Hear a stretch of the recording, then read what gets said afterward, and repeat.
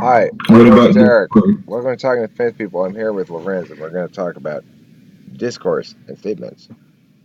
I think that one important thing that need occur before people can meaningfully converse with each other about ideas is to understand that all discourse is about statements primarily, insofar as there are things that are in dispute or need to be resolved or contradictions or what have you.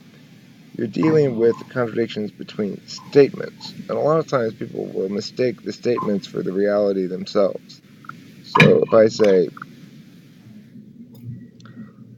um, yeah, but you're wrong because sparrows do fly in the air, then I'm saying, really what I'm saying is not you're wrong because of something that happens in the world. I'm saying you're wrong because it's axiomatically so that this statement be accepted as true. And the reason this is an important distinction to make is because, first of all, only statements have truth values. You can't have a truth value to something that's not a statement. So, when we talk about things being true, what we mean is this statement is true, and the meaning contained within the statement, or the references to the physical world, are there as substantiation of the truth of the statement. They're also the composition of the truth of the statement. But a lot of times in conversation, we forget that.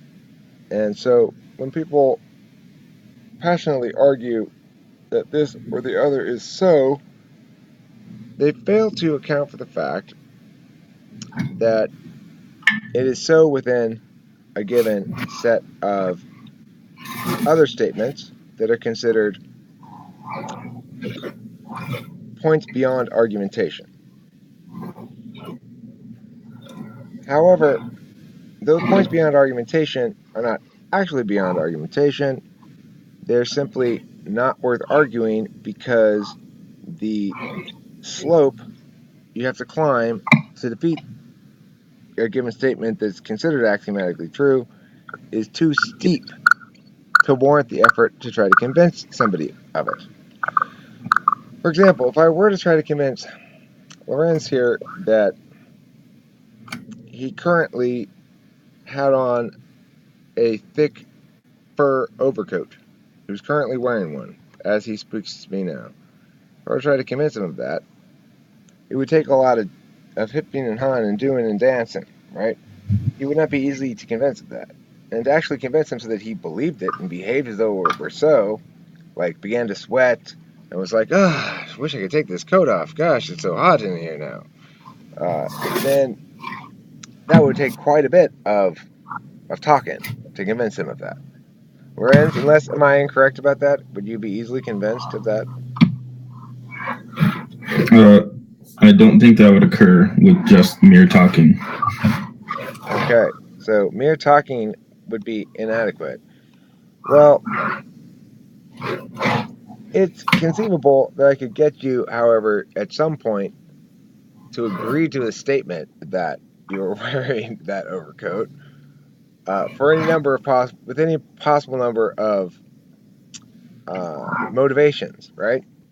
Perhaps I've talked you into believing it or agreeing to it, or perhaps I've bribed you to agree to it, or whatever. It's possible that we could agree that you are wearing that overcoat, regardless of Yeah, whether you believe it. Yes? that's All what right. acting is, right?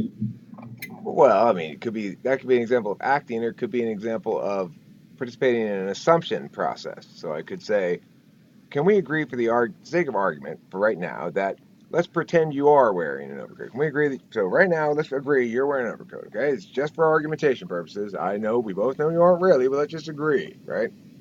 You could be that kind of a thing.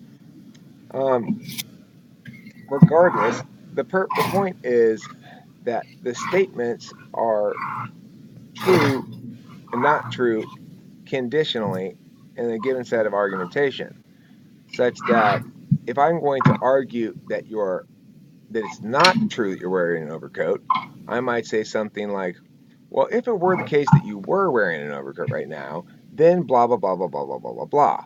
If I say that, that means let's both assume that you are and see what happens. So that process of being able to assign the value of truth or value of falsehood to a statement for the sake of argumentation shows you that it's not absolutely absolute. It's relatively absolute. Language is. Mm-hmm. The extent to which language appears to be absolutely absolute is where it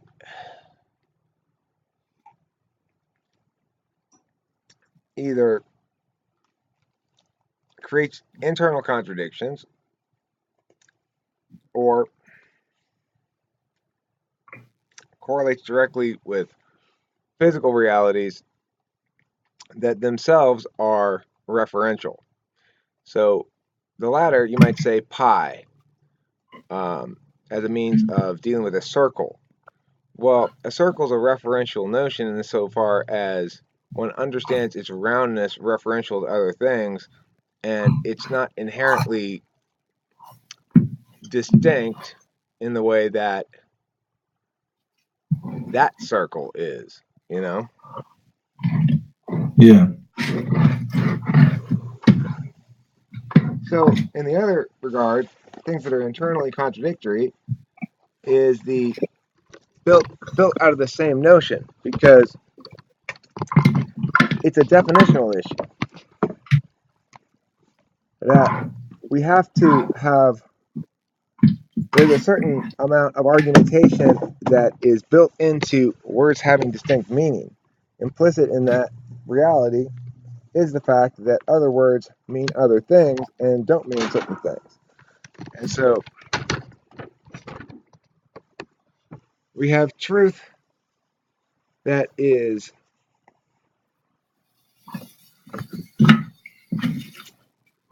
at a machine code level based on the distinction between different things in the world.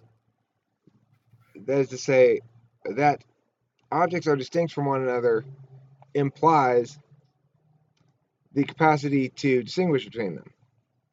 And the capacity to distinguish implies definitional boundaries, necessarily. So,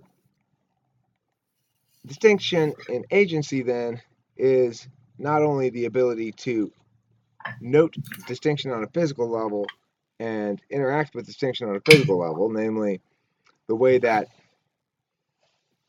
being a small fish necessitates the ability to be eaten by a larger fish. Uh, so too does that enable the smaller fish to escape. That's interacting with things on a physical level. But being a metaphysical being means having capacity to engage distinction in a time fluid environment, namely that of metaphysical space, aka the Eulerian plane, aka talking about fancy stuff, aka abstractions and ideas that link to one another, and just as all that, just as no physical experience can meaningfully occur without a resonant metaphysical impact of meaning, so too can no totally metaphysical event occur without some distant link back to the physical world. And it all boils down to the fact that statements are the manner in which we construct a metaphysical world out of these physical anchors. There are other ways, but the way that's most stable, and that's the purpose of it, of course, is to render that which is unstoppably fluid into static elements that can be manipulated. Because one cannot manipulate different parts of a moving river with one's hands. One can't say, okay, you part of water, stay over here. I'll push you with my hand over there, and you stay. Hey, I said stay over there. Doesn't work. So we have to be able to do that first. We have to be able to time freeze chunks of that river in order to be able to move them around and do anything with them. We have to be able to understand what it means to do things with chunks of that river. We have to be able to have purpose. And for human beings, purpose ends up largely being about meaning in the contemporary world when our primary biological needs are taken care of, things like eating and sleeping enough, or eating enough food, drinking enough water, being warm enough when it's cold outside, and having enough cigarettes. The one thing, I mean, I can't even imagine life for the cavemen. They were constantly out of cigarettes. It must have just driven them crazy. And so, yeah, statements. Like that statement there, 100% true statement. They were constantly out of cigarettes. And my conclusion, it must have driven them crazy, is based on a reference point of if I were out of cigarettes, it would drive me crazy. Makes perfectly good sense, right? No, sir, madam, that's bad TI on your part. Bad TI. Okay, Lorenz, want to chime in here? Suze? Anybody?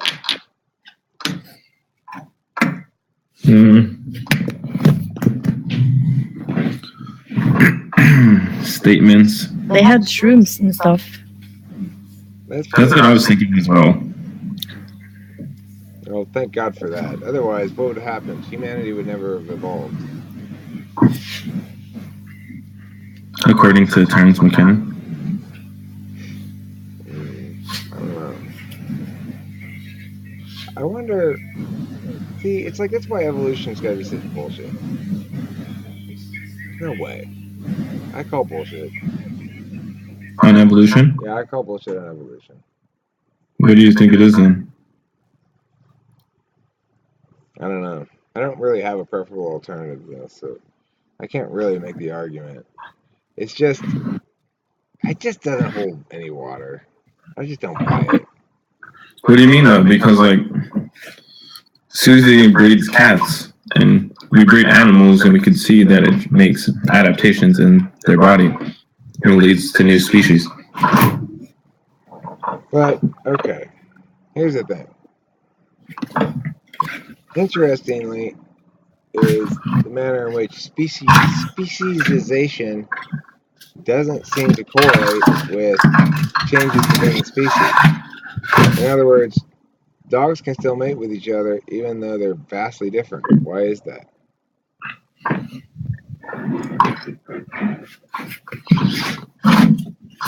Because they're similar enough? I don't know. But they're not that similar. Like a Chihuahua and a Great Dane are not very similar, but they can still mate. Yeah. But on some genetic level, they have to be just, I don't know, they're just capable of breeding. Okay, but then why don't these changes within a species that are driven by forces of selection, why don't they create speciesization as predicted by evolution? What was that? Why doesn't what create speciesization? Why doesn't the selection that humans impose upon dogs Now, evolution claims that selection creates speciesization with a lot less dramatic changes than we see in dogs. Why doesn't the selection humans impose upon dogs create speciesization?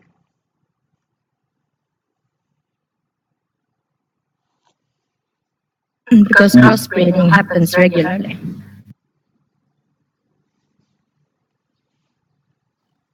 Yeah, because there's still a dog, but they're just a different breed of dog, so then they still have to.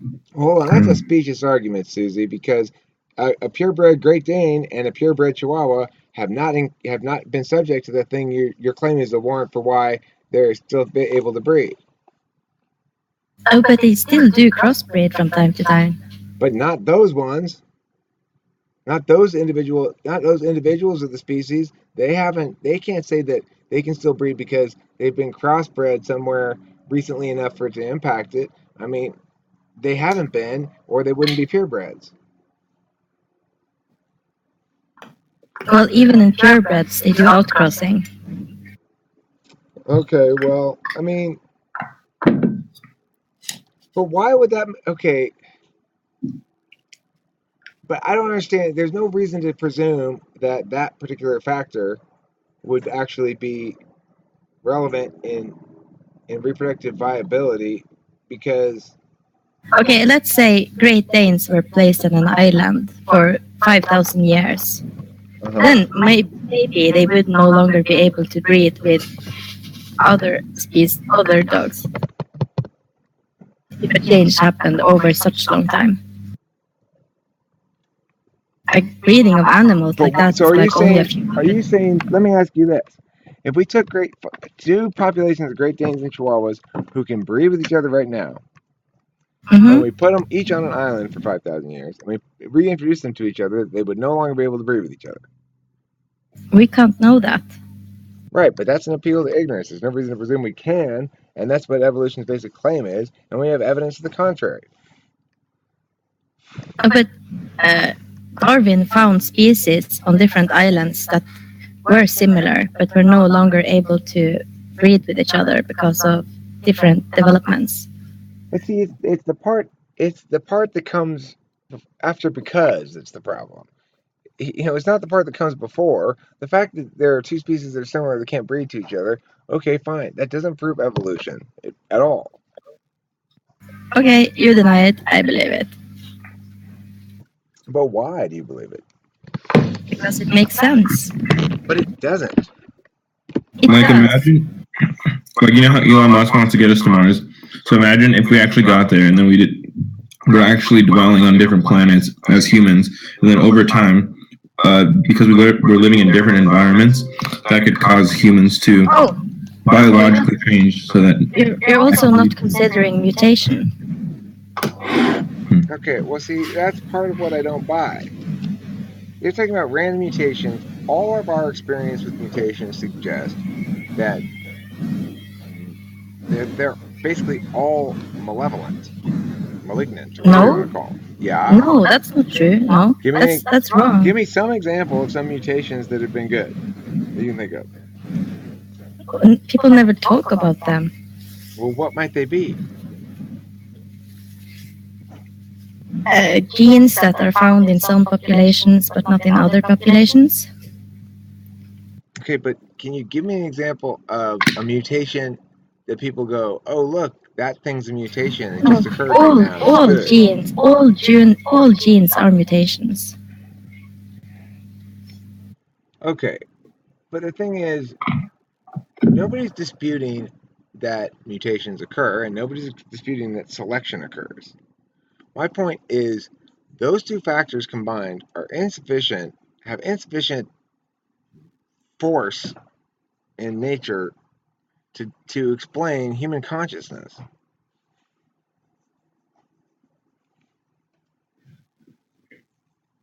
That's your choice to disregard it. But Susie, god damn it, that's not an answer. You're not really answering my point, which is how is it these things? Because mutation, supposedly, this thing is not random mutations occurring to to be the sort of thing this species needed to shine against its less evolved. No, but that's the thing. We have cheated survival of the fittest. Okay, we have, but forget about us for a second. Like you're talking about a woodpecker or something. There's this. No, but if you take a species not native to an ecosystem and introduce it, that can make other species extinct because it wasn't supposed to be there. Okay, well that's fine too, but hear what I'm saying. The basic model says, look, there are these species of birds that peck the insects on the tree, and then gradually over time, the ones that are born that have the longer beaks, they survive better, and then gradually they just have longer and longer beaks, right? That presumes that somehow there's just a series of mutations that happen that are just what the bird needs to be a little bit advantageous over its competition birds. That just sounds really fucking fishy to me. Do you know what causes mutations? I don't know, like the sun or something. Yes. So It's an undeniable truth that mutations occur all the time. what did I just say though? The fact that they happen, the mutation could be anything, and so it's like it could be, um, a deformed wing. It could be, I mean, yeah, it could be anything on the fucking bird.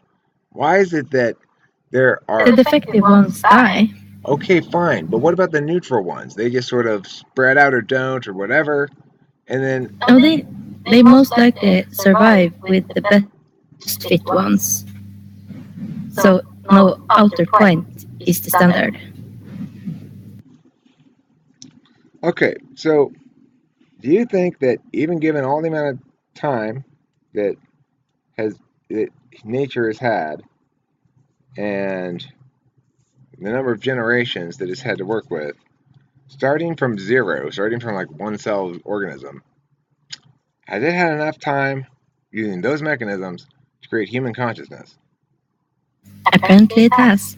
See, that's not a fucking answer, Susie. That's not a fucking answer. You know it No, hasn't. You know that's bullshit. but can you wrap your mind around the amount of time it has taken? It's like, 5 of my lifetimes. More? More than You 5 have long years? lifetimes. Oh. Well, okay, maybe I can't wrap my mind around that amount of time. But I tell you what I can wrap my mind around. Some sort of preferable magical solution to this problem. And you can do that. Susie, I want you to stop patronizing me in that fashion, please. I know I can do it. I'm making the argument that I should do it. Not only should I do it, but you should do it too. How about That's that? wrongness. Oh, That's wrongness. Girl, don't you get sassy with me. Okay, well, the point is, I like magical explanations, Susie. So let's imagine a magical explanation instead. You won't accept it because you like magic. And you don't care really too much about the facts. I am hurt. I am hurt. I am appalled. I am offended, Susie. And you want me to entertain you by trying to disprove your magic. Susie, just listen. I'm not saying prove or disprove magic. I'm just saying only one of us is supported by the fiery Mapcast flames of Gaylor's truth. Maybe we should talk to Yaylor about I'm not that. talking about Gaylor. I'm saying, do you have any Mapcast? Somewhere. Really? You've got Mapcast here. You got Mapcast at your house. Shit. No, she does not. Oh, fucking hell. Do I even have my Mapcast? What is that? That's not even Mapcast. That's like Norwegian fjord juice or something.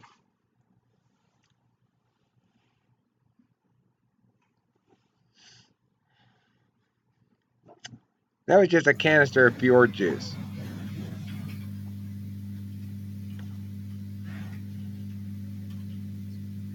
Of course, no writing in English. Do you see that I location tagged your photo, Norway? Well, it's not in Norway, it's in Germany. Well, that's okay. Anywhere the arch admin goes, Norway goes with her.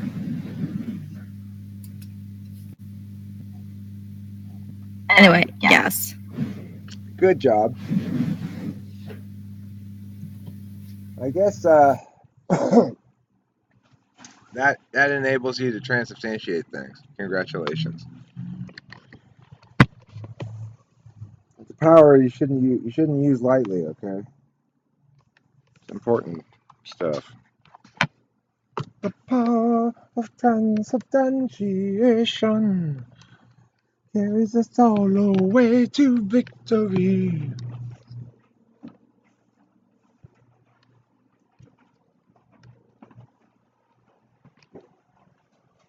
Hi, darling.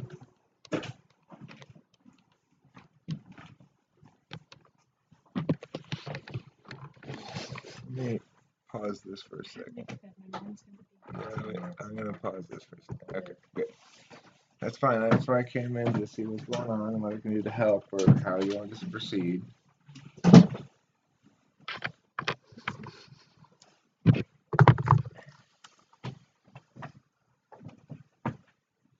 Would you like me to come out with fire and have gas flames at the other street? Shut up.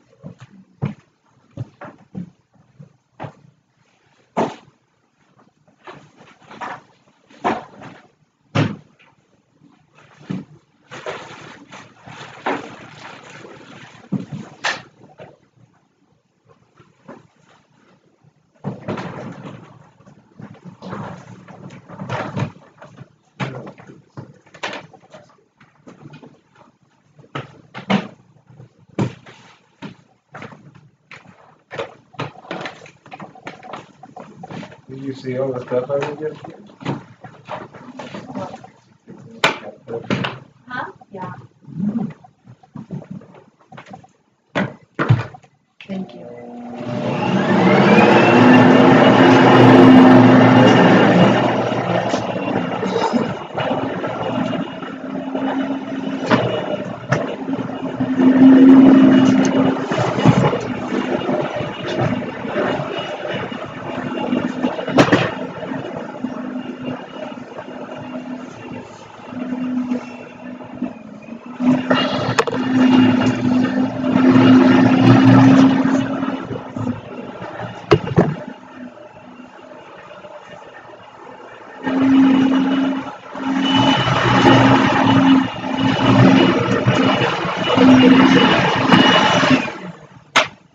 What's that? A little premature on the bucket. What do you mean? The cat bucket. You're pretty sure I'm taking it outside? No, premature and making it so that the kittens are wandering. They're not ready to wander yet. Right.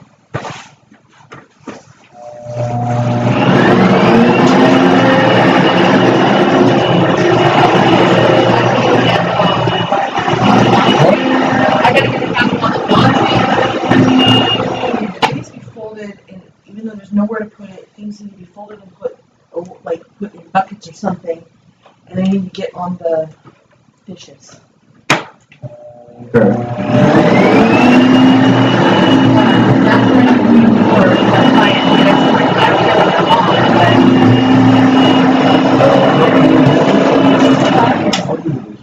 Well, I'm saying I'll do it. I'm just saying that's what I want to do before I do anything else actively.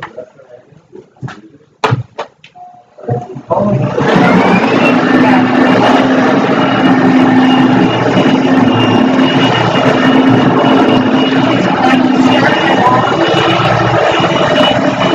what she wants me to do, so it'll just be depending on whether she wants a haircut or a haircut. I don't remember what she said. So.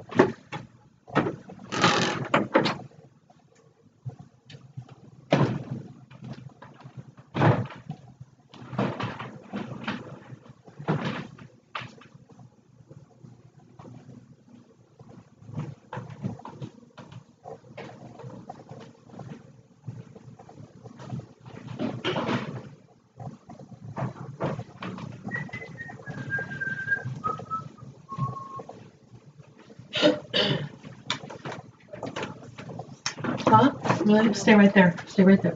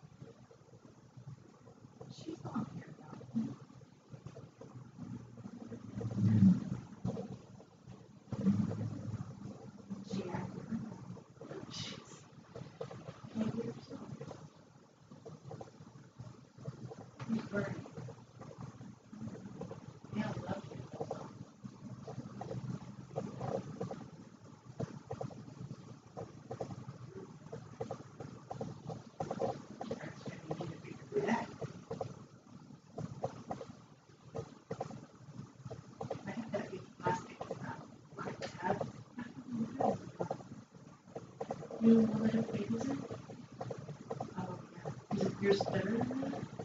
I don't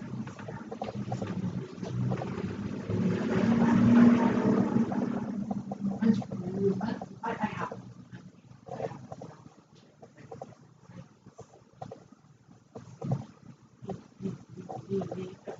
So adorable. No hard. Not really. But they're just like, this one's not black. No, it's a charcoal.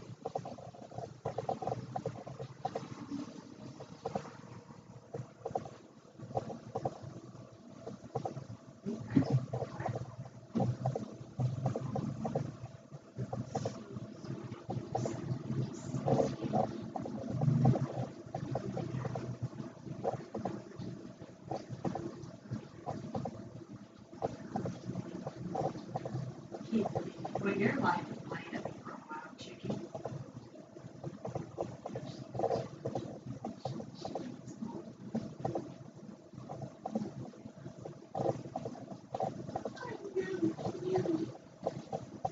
It's funny how you can figure out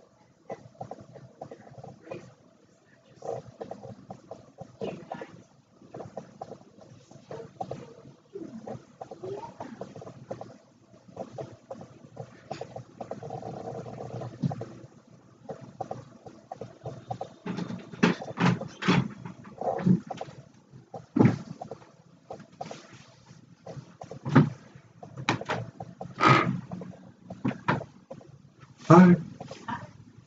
What were you like? I was going with that. Oh, we're calling.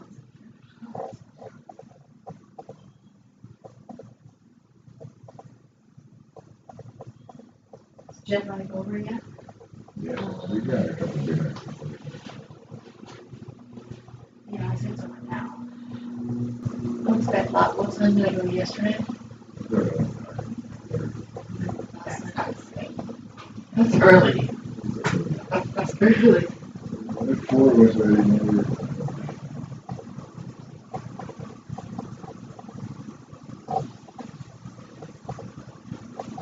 It's a happy sight. It's a happy sight.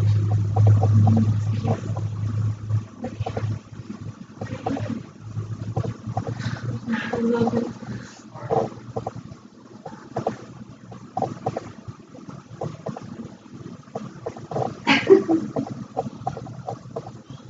Somebody hit you? Oh, she's very, she's happy. No, I said to you yesterday, so she's like content, and she's just a happy kitty. Did you get rid of all yours? No, there's still one left, but I'm gonna do that today. I gotta bring my kitty meow meow over here, and it's gonna be a bit of a challenge, but we're gonna do it. Well, you still have a kitten left? Yeah, but I have a person who I think is gonna probably be. A person of interest. It's not the eight, not the families. No. Yeah, I'm gonna try to see if Joe wants it. There was a lady who I've known for a while in the neighborhood. She had a tendency to take in animals and stuff. I don't think she had a cat for her. So that would be probably a good catch. And then we have 5 more to deal with. Huh? It's just your knee, Mom. Put your shorts on so you kind of get me out. Bend over. I don't know you can prove that. Huh?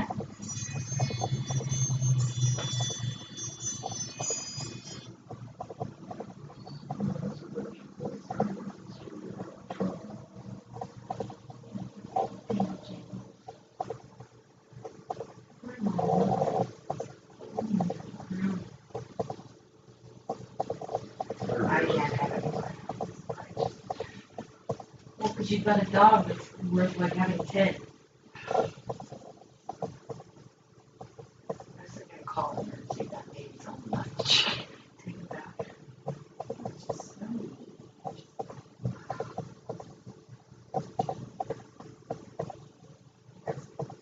separation. No. No.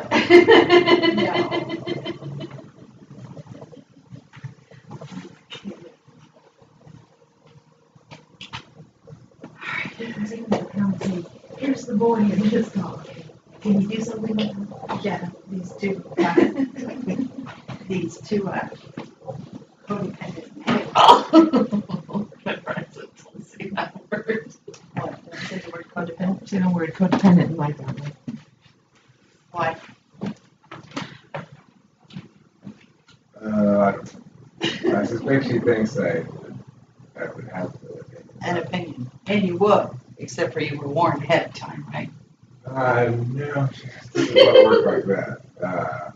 No, as soon as she said, oh, don't even say that word, then you did not I'm say it. I'm just in a particularly settled mood at the moment. I'm not particularly interested in engaging. Arguing with. Yeah, I'm just not that interested in engaging the point, I suppose. If once engaged, then I gotta go through and the whole engagement.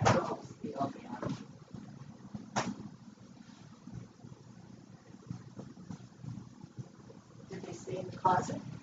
No, they were in Colin's room last night. What are they? What sex are they? I think there's only one boy. There's 2 boys. I think this is a boy, for sure. It's kind of hard to tell when they're that little. Small. No, he said it's not hard to tell. No, it's not. That's No. He's cute. Yeah, just 2. This one's the one that's always on the edge. I was trying to get out.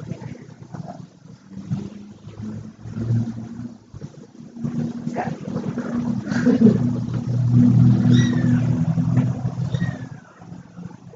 Yeah, that's a girl. Oh, sweet little tail. Just check.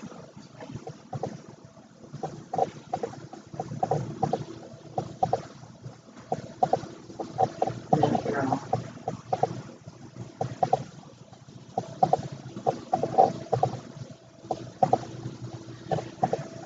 The girl.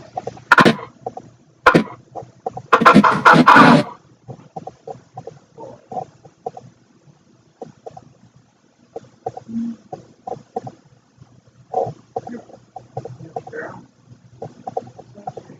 4 girls and a boy. Okay. All right. This hair. Hey, you're doing your color?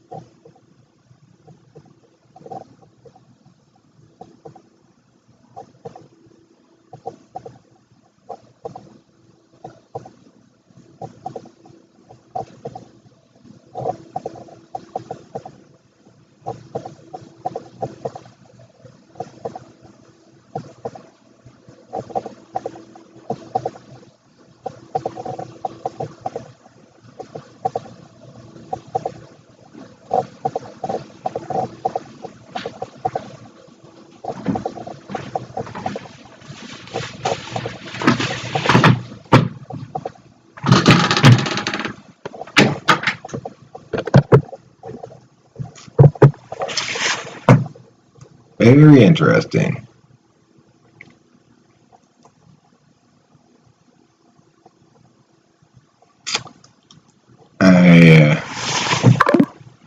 Kimberly's mom just came here, and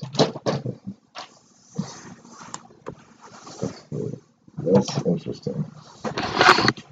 Connection to the media server is lost. Huh?